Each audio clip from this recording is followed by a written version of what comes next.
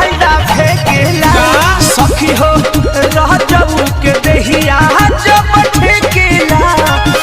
भक भक डालडा फेंकेला। चल लगन में काम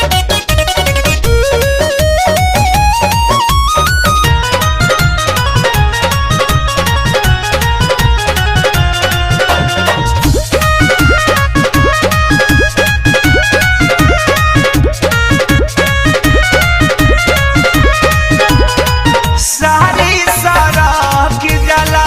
जियरा हरक जला ओइसन मार देले हारा का हो हथियार हो उठना बैठी होला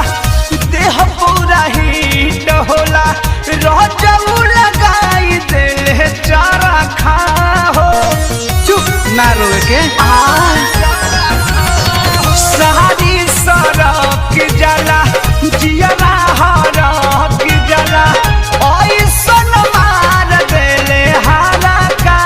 हो निकुल होला उठना बैठी होला देह पूरा हीट होला रजऊ लगाई देले चरखा हो घर्षण हो ठीक से न खाए देला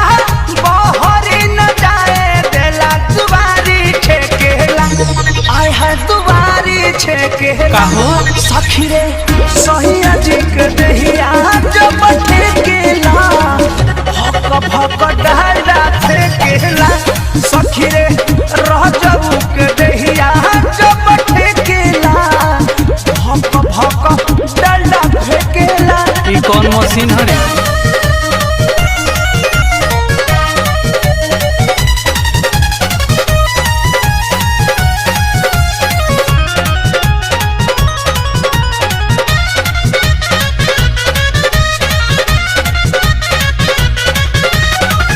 कृष्णा बेदरदिया पिया परमोध के कितना बताई हम करनी हो भीतरी ले बाई होता कुछ ना दवाई होता कितना ले दर्द से मरनी हो कृष्णा बेदरदिया पिया परमोध के कितना बताई हम करनी हो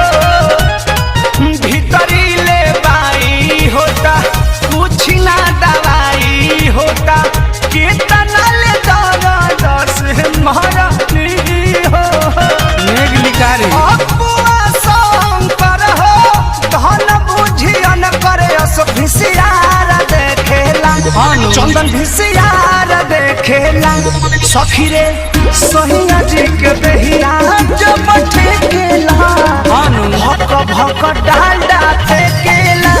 सखी हो रह जाऊ के दहिया जब ठेकेला भक भक डालडा फेंकेला। माई रे माई गरमी बेजोड़ होला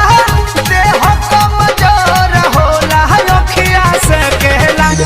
आय हाय अखिया से कहला सखी हो सैया जी के दहिया जब ठेकेला